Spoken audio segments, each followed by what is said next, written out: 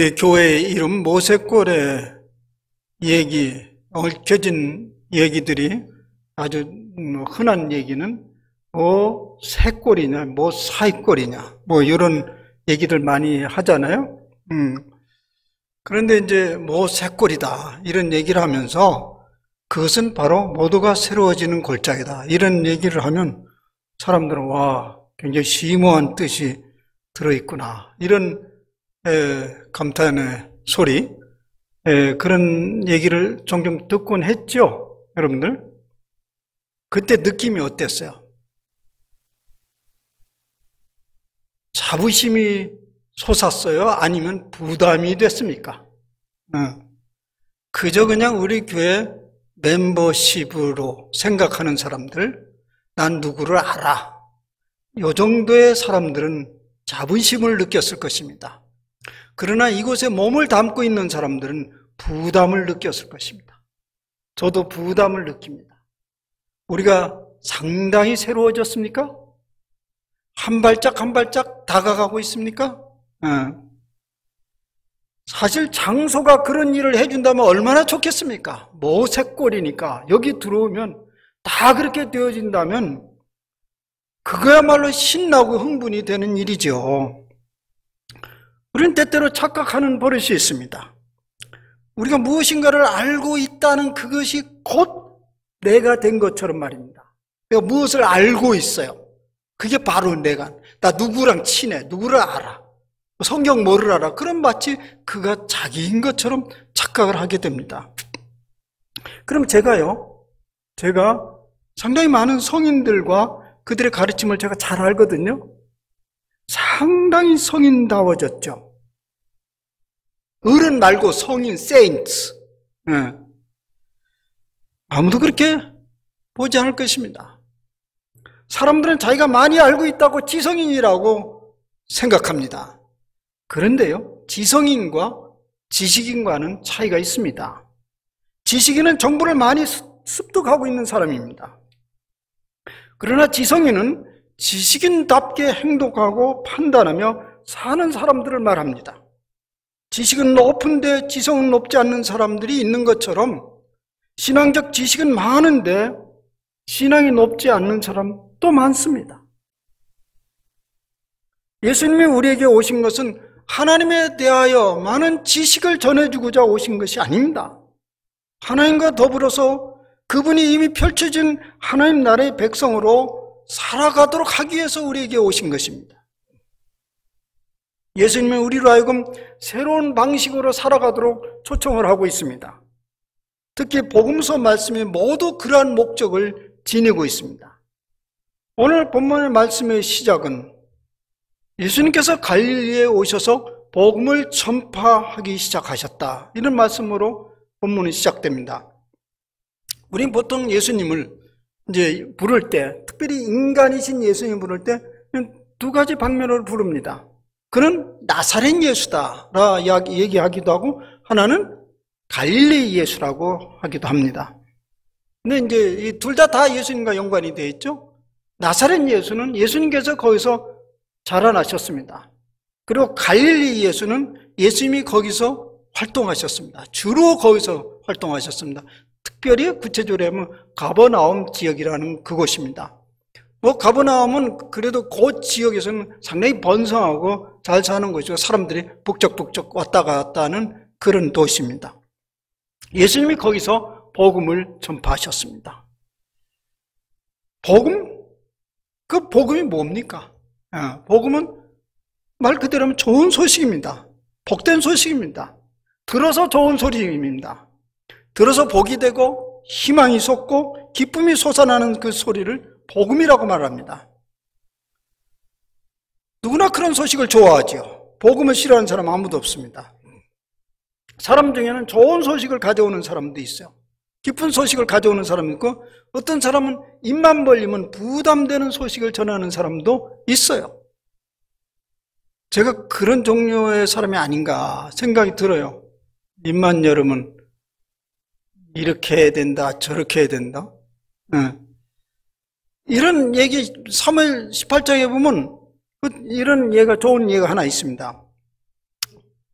다윗의 아들 압살롬이 모반을 했지 않습니까? 그래서 전쟁이 일어났어요. 근데 그 전쟁터가 수풀에서 일어났어요. 근데 이제 한참 다투다가 이제 그 압살롬이 그냥 그 상수리 나무에 가지에 머리가 걸려버렸어요. 뭐 옛날 우리 이조 시대 때는 머리를 그때도 길게 하고 다녔나 봐요. 뭐 이발사가 그렇게 흔하지 않으니까 그렇게 했겠죠. 근데 가다가 상수리에 가지에 머리가 꽉 걸려버렸어요. 그 사이에 타고 있던 노새가 빠져나갔어요. 그러니까 이 압살롬이 대롱대롱 매달렸습니다. 그때 다윗의 신복 중에 하나 요압이라는 장군이 있는데 그 사람은 신복이면서 아주 술수가 응하고 하여튼 부담이 되는 인간이에요. 신복이 부담이 되는 인간이에요. 근데 이제 다윗이 부탁을 했거든요. 절대 내 아들 압살롬에게는 손을 대지 마라. 그런데 자기는 피를 안 묻히고 부하를 보내가지고 그냥 목을 치고 말았어. 이겼어요. 모반이 끝났어요. 얼마나 신나는 일입니까? 거기에 모인 군사들이, 사람들이, 신복들이 막 앞다퉈 빨리 다윗에게 알리자고 서로 자기가 가겠다는 거예요. 전령으로. 그래서 그게 2명이 뽑혔습니다. 한 사람은 아히마아스고 다른 한 사람은 뭐 이름은 구체적으로 밝히지 않고 구수 사람이라고 되었습니다. 다윗은 전쟁의 소식을 듣기 위해서 성문 문 곁에 기다리고 있었습니다. 근데 파수꾼이 달려오고 있었습니다. 다윗이 묻습니다. 누구냐? 그랬더니 사독의 아들 아히마스가 오고 있습니다. 다윗은 서슴지 않고 그는 좋은 사람이니 좋은 소식을 틀림없이 가져올 것이다. 빨리 맞아들여라. 좋은 사람이니 좋은 소식을 가져오게 될 것이다. 그를 맞이했습니다. 물론 그는 좋은 소식을 전했습니다. 전쟁은 승리했습니다. 모든 건 끝났습니다. 그런데 아들 압살롬의 살해 소식은 함구합니다. 그는 좋은 소식이 무엇인지 구분할 줄 아는 사람이었습니다. 이어서 다른 전령이 달려왔습니다. 아까 구수 사람이죠. 그는 흥분해서 통쾌하게 압살롬이 완전히 무너졌습니다. 처참하게 살해당했습니다. 그러면서 그걸 아주 장황하게 보고를 합니다. 다윗은 내 아들 압살롬아 통곡을 했어. 이 사람은 좋은 소식이 뭔지 몰랐어요. 지혜롭지 못한 사람이죠. 좋은 사람만 좋은 소식을 전하고 괴이한 사람은 괴이한 소식을 전한다는 얘기죠. 좋은 사람은 좋은 소식을 전하고 지혜로운 사람은 지혜로운 소식을 전합니다. 참으로 귀한 말씀입니다. 어떤 사람들은 귀한 소식보다는 괴이하고 기분 상하는 소식 전하기를 좋아합니다. 아니 뭐 그런 소식을 전하는데 좋아할 사람 없지만 습관적으로 그렇게 되어 있습니다. 여러분 우리 모두는 좋은 소식을 전하는 사람들이 되기를 바랍니다. 왜요? 우린 좋은 소식을 받은 사람이잖아요. 복음을 받은 사람, 이게 좋은 소식을 받은 사람들이에요. 예수님은 좋은 분이시기에 좋은 소식을 전하러 오셨습니다. 좋은 소식을 전하러 왔다니까요. 부담스러운 소식을 전하러 온 게 아니라 좋은 소식을 전하러 오셨습니다. 이 좋은 소식은요, 듣고 받아들이고 누리면 됩니다. 따질 일이 없고 깊이 생각할 일이 없습니다. 그냥 받아들이고 누리면 됩니다. 그런데 우리가 예수님의 소식이 부담스럽게 느끼는 이유는 뭡니까? 좋은 소식을 듣지 아니하고 좋은 소식에 대하여 듣기 때문에 그렇습니다. 좋은 소식이 뭐야? 자, 배우려고만 합니다. 살려고는 하지 않고. 이미 살아놓으면 맛이 안 온대요. 여러분, 사랑은 하면서 배우는 것이죠. 사랑은 하면서 배우는 거지 배워서 사랑하는 사람은 아무도 없어요. 복음도 마찬가지입니다. 누리고 실천해가면서 알아가는 것입니다. 이제 그 좋은 소식이 무엇인지 생각해 봅시다. 오늘 복음서 오늘 본문의 첫 번째 얘기입니다. 때가 찼고 하나님의 나라가 가까이 왔으니 회개하고 복음을 믿으라. 이것이 복음입니다. 때가 찼고 하나님 나라가 가까이 왔으니 회개하고 복음을 믿으라. 이 복음을 믿으 이 복음은 앞에 부분을 얘기하는 것입니다. 때가 찼고 하나님 나라가 가까이 왔다. 그것을 믿으라는 것입니다. 여기 하나님 나라가 가까이 왔다라는 말이 무엇인지를 좀 생각해 봅시다. 어떤 말인지 여러분들이 한번 제가 던질 테니까 생각을 해보세요. 여기 하나님 나라가 가까이 왔다는 말이 그 하나님 나라가 거의 도래하고 있다는 말입니까? 아니면 이미 여기에 왔다는 말입니까? 누가복음에는 이미 여기 와 있는 것으로 묘사하고 있습니다. 하나님 나라는 여기 있다 저기 있다고도 하지 못하니 하나님 나라는 너희 안에 있느니라. 이걸로 보면 이미 우리 가운데 왔다는 거예요. 그런데 오늘 마가복음서 복음서에는 이미보다는 거의로 얘기하고 있습니다. 거의가 더 강합니다. 근데 우리는 그럼 어떻게 이해합니까? 이 양쪽을. 선택을 해요? 각 사람의 상황에 따라서 선택이 하는 게 아니라 선택되어집니다. 그러나 우리는 이 둘을 다 받아들여야 됩니다. 하나님 나라는 다름 아닌 예수님이 오심으로부터 시작되었습니다. 그러니까 예수님을 마음 깊이 받아들인 사람들을, 그 말씀을 마음 깊이 받아들인 사람들은 이미 하나님의 나라가 와 있습니다. 예. 그러나 하나님 아들 예수님이 이 땅에 오셨다는 것을 믿기는 하지만은 그분을 마음 깊이 받아들이지 않거나 실제적인 삶의 주인으로 모시지 않는 사람들에게는 어떻게 이해할까요? 그분이 하나님의 아들이라는 걸 믿고 있어요. 이 땅에 구세주로 오신 것을 믿고 있어요. 그러나 그분을 실제적으로 생생하게 우리의 삶의 한 가운데 받아들이지 않는 사람들은 하나님 나라를 어떻게 볼까요? 이렇게 말하기엔 너무 잔인하죠. 그 사람은 하나님 나라에게는 아무 상관이 없다. 그렇게 말할 수는 없어요. 그래서 그 사람에게는 하나님 나라가 거의 가까이 왔다. 이렇게 이해하면 되겠어요. 여러분들은 어느 쪽입니까? 그런데 오늘 여기에서 때가 찼다라는 말이 있습니다. 요것과 연관을 시켜봅시다. 때가 찼다. 때가 찼고 하나님 나라가 가까이 왔다. 이 때가 찼다라는 말씀을 좀 더 설명해 보면 이렇습니다. 바울 선생님이 갈라디아에서도 이 말씀을 사용하거든요. 갈라디아 4장 4절에 보면 때가 차면 하나님이 그 아들을 보냈다. 그러니까 여기 보니까 이 때라는 것은 예수님과 밀접한 관계가 있어요. 본문 그대로 해석하면 이렇습니다. 오늘 본문 그대로 보면 14절에 보면 요한이 잡힌 후에 예수께서 갈릴리에 오셨다. 이런 말씀이 있어요. 그 요한이 잡혔다. 이 소리는 좀 요한은 비참하게 죽임을 당했습니다. 안타깝죠. 그러나 오늘 말씀에 보면 요한의 때는 끝났어요. 역사 무대로 끝난 거예요. 그리고 예수님의 시대가 시작된 것입니다. 왜냐하면 요한은 자신이 메시아가 아니죠. 메시아를 예비하러 오신 분이라니까 그 사명 끝나서 물러갔고, 그리고 예수님의 시대가 시작된 것입니다. 이것이 바로 때가 찬 것을 얘기하는 것입니다. 또 다른 의미로는 이런 것입니다. 율법이라는 어두운 시대는 물러갔고 은혜의 시대가 도래했다는 말입니다. 율법의 시대는 뭐냐면, 율법의 시대는 율법을 지키는 그런 시대라고 얘기할 수 있는데, 그것보다 더 중요한 건 뭐냐면 율법의 시대는 우리가 하늘로 올라가려고 했습니다. 어떻든 하늘로 올라가려고 했어요. 그래서 온갖 정성을 다 기리고 그렇게 애를 썼어요. 그런데 은혜의 시대는 하늘과 땅이 맞닿게 되었습니다. 하늘이 내려왔어요. 하나님이 이 땅에 오셔서 맞닿게 했으니 이제는 올라갈 필요가 없어요. 이미 하나님 나라가 여기 임했다는 말입니다. 네. 그래서 때가 찼다는 말은 정말론적이고 시대적 긴박성을 담고 있는 말입니다. 이 소리는 뭐냐면 이제 더 이상은 없다라는 거예요. 더 이상은 없다. 쓸 수 있는 카드를 모두 썼다는 말입니다. 네.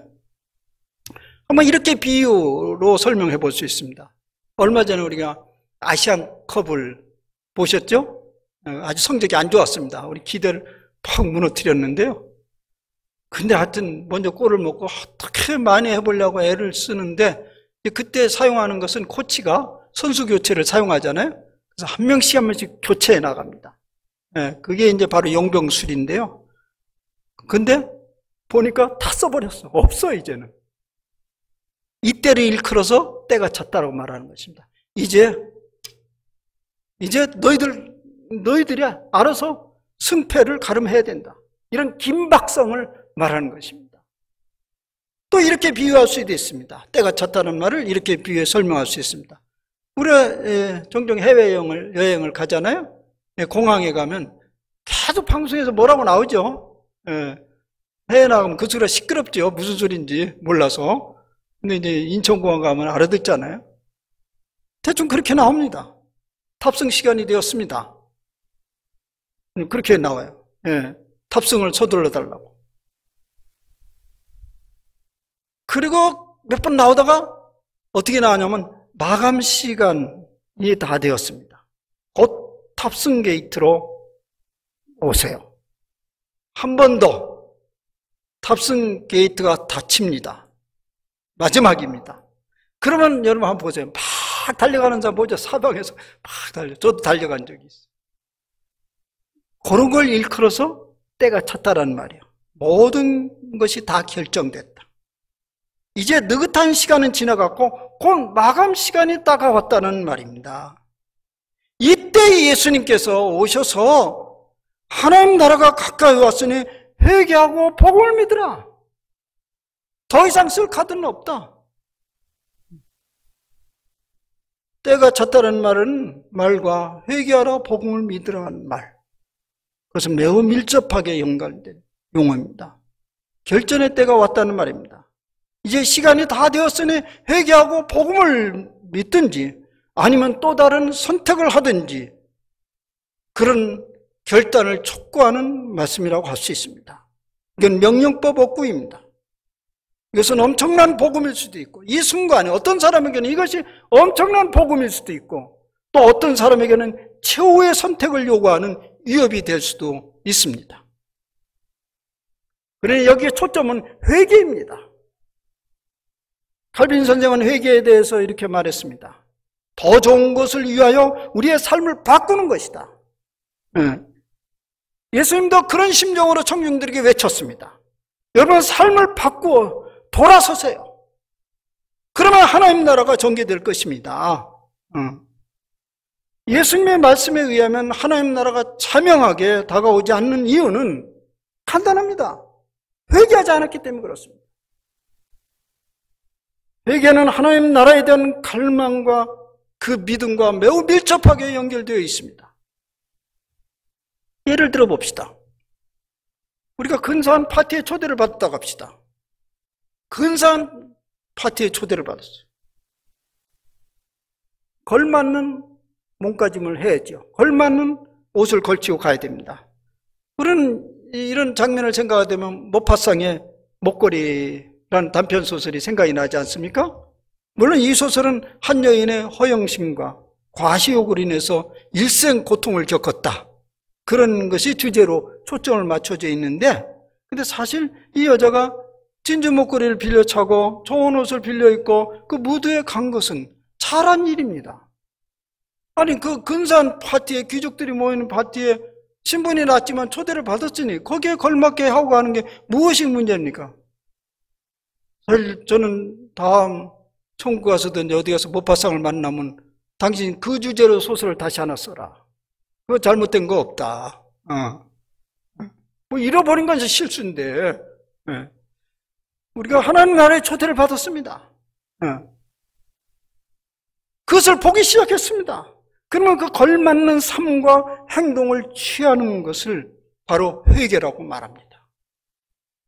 내가 지금 살아가고 있는 방식이 아닌 하나님 나라에 걸맞는 삶의 방식으로 전환하라는 것을 회개하라고 말하는 것입니다. 회개는 단순히 개인의 윤리적인 잘못이나 잘못된 습성 등을 고치라는 정도가 아닙니다. 회개는 하나님 나라와 관련이 있습니다. 여러분 우리의 신앙의 목표는 분명하지 않습니까? 천국 가는 것입니다. 천국 가는 것입니다. 그런데 왜 그 나라에 대한 열망이나 사모함이 없는 이유는 무엇일까요? 예수님은 이런 절박한 심정으로 그 당시도 얘기했습니다. 때가 찼다. 하나님 나라가 가까이 왔다.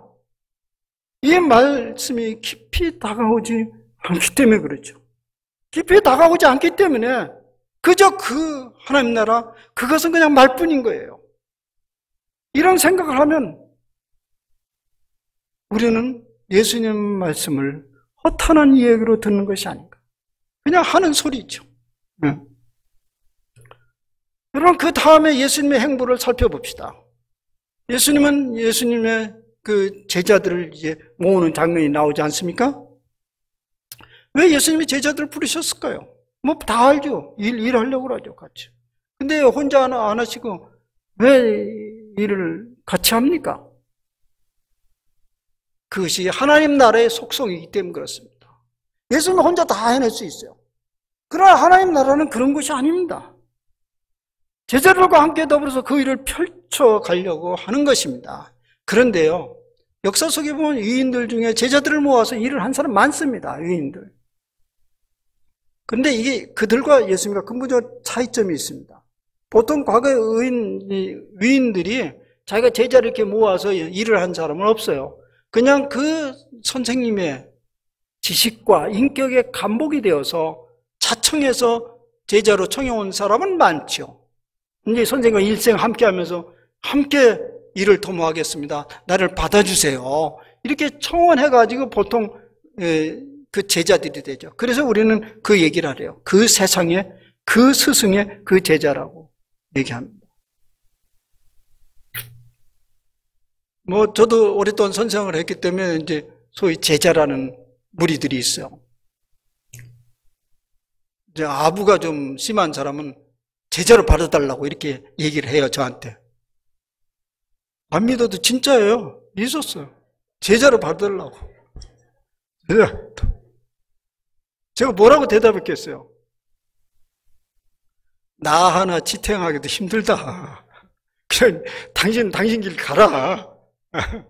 그래서 제자로 거둬준 적은 아무도 없어. 제자라고 자칭하는 사람은 좀 있는 것 같아. 그런데요, 예수님은 당신이 자청해가지고 제자들을 모았어요. 내 제자 되거라. 내 제자 되거라. 어떻게 생각하면 좀 웃겨요. 당신이 어떤 인물인지도 모르는데 내 제자 하라고 막 쫓아다니면서. 그러니까 어떤 사람이 갔겠어요. 다 그렇고 그런 사람한테 간 거지요.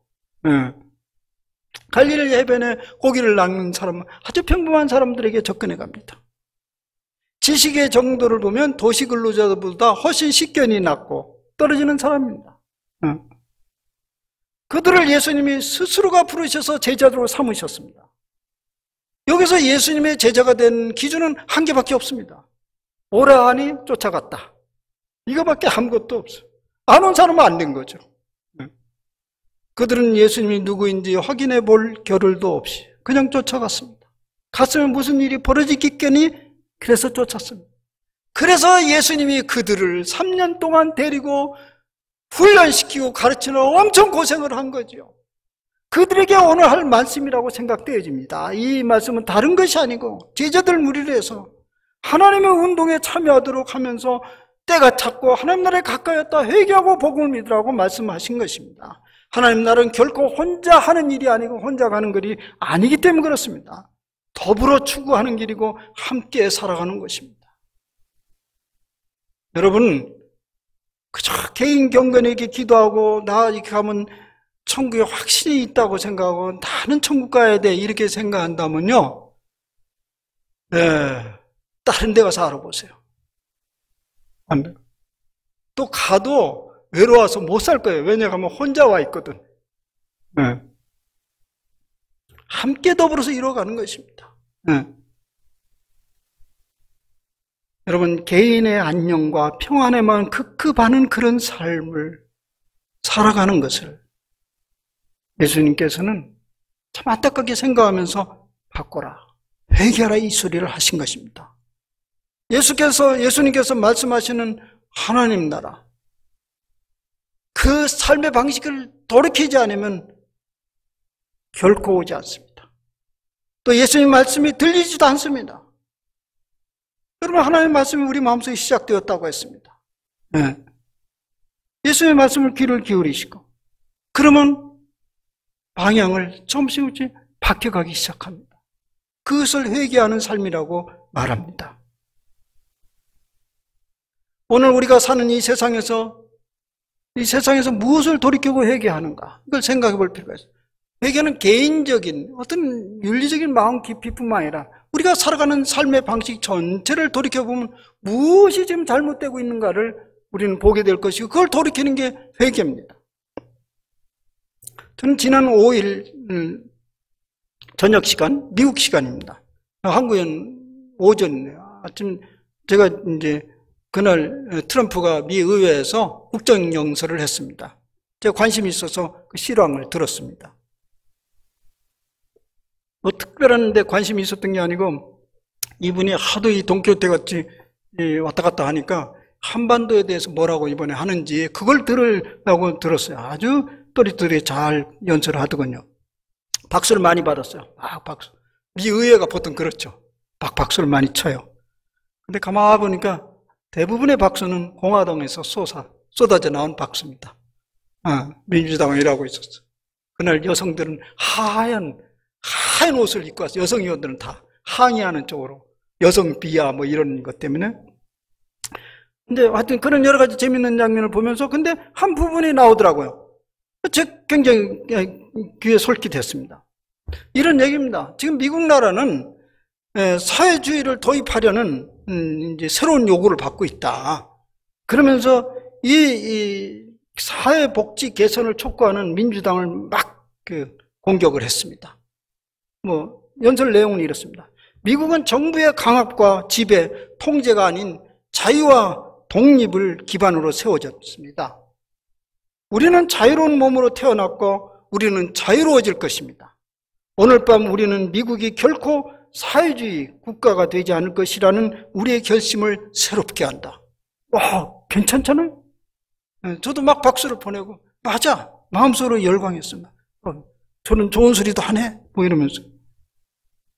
근데 가만히 유심히 보니까 그것도 역시 공화당 쪽에서만 박수를 치는 거예요.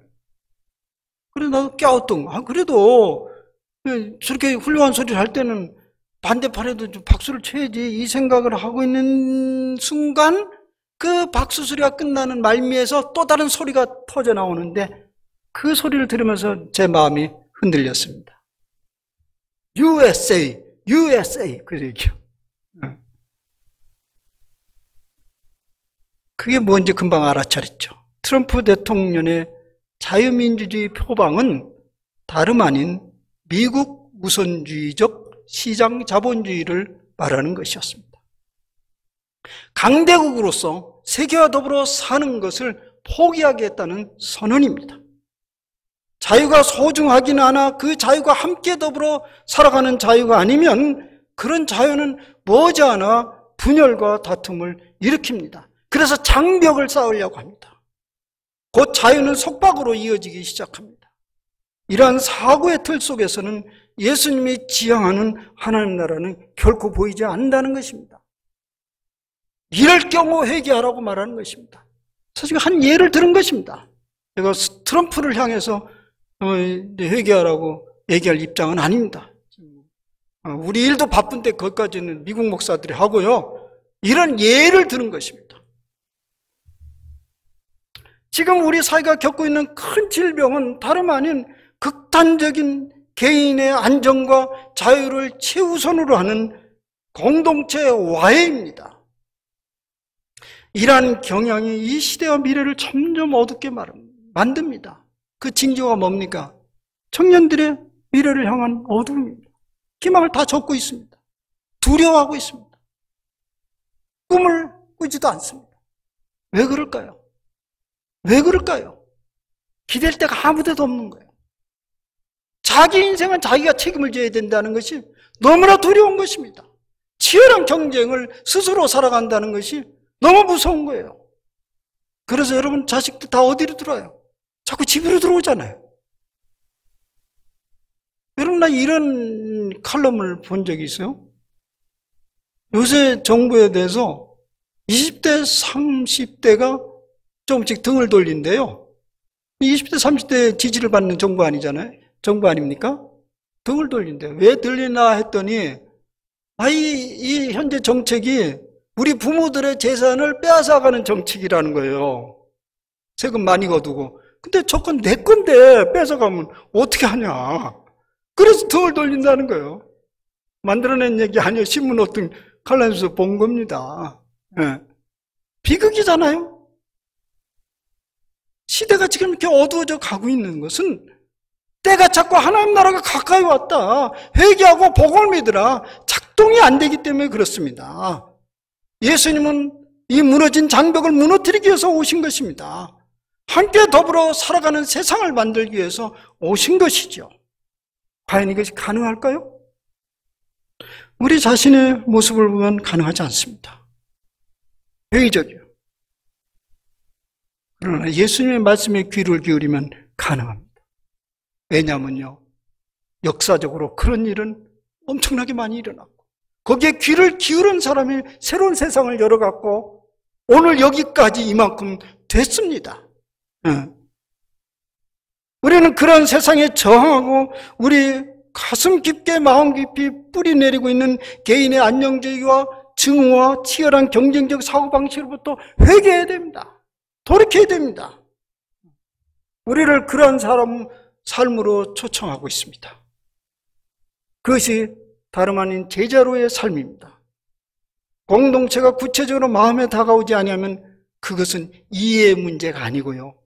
오늘 예수님 말씀대로 하면 회개의 문제입니다. 제자로의 삶을 거부하는 문제입니다. 우리는 하나님 나라에 들어가야 됩니다. 그것은 이곳에서 시작되었는데 회개하면 바로 지금 하나님 나라에 들어가고 있습니다. 그런 사실을 믿으시기를 바랍니다. 그런 비전이 없는데 어떻게 하나님 나라를 꿈꾸겠습니까? 죽으면 할 수 없이 가야 되는 것으로 생각할 이상 아무것도 꿈꿀 수 없습니다. 이 말씀을 준비하면서 제 자신을 살펴보았어요. 나는 지금 무엇의 희망을 가지고 계속 살아가는가? 이젠 조금 이런 마음은 듭니다. 가야겠다, 빨리.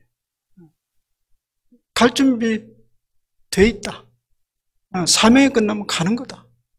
근데 그 사명이 뭐냐? 시작된 하나님 나라의 그림을 하여튼 보여줘야 되겠다. 선포해야겠다. 그 사명 끝나면 가는 거다. 근데 이게 저만이 아니었죠. 지나간 수많은 하나님의 사람들의 외침이었고 그것이 다름 아닌 예수님의 외침이었습니다. 때가 찼다. 하나님 나라가 가까이 왔다. 회개하고 복음을 믿으라. 사랑하는 여러분, 기억하시기를 바랍니다. 우리의 마음속에 예수님의 말씀이 와 있기에 하나님 나라는 이미 와 있습니다. 시작되었습니다. 그리고 아직까지 열려지지 않는 이 가시적인 하나님 나라를 이루기 위해서 여러분과 저를 부르셨습니다. 그러기에 오늘 아직까지 여기는 우리는 살아 있습니다. 여러분, 겨우 죽으면 할 수 없이 들어가는 그 하나님 나라를 소망하시지 말기를 바랍니다. 그 나라는 우리 하나님이 알아서 할 겁니다. 오늘 우리는 펼쳐진 하나님 나라에, 가시적인 하나님 나라에, 그래서 왕성하게 이루어가기 위해서 부름을 받습니다. 이 일에 여러분들이 깊게 창념하면서 동시에 하나님 나라를 누리는 남은 생애가 되기를 바랍니다. 기도합시다.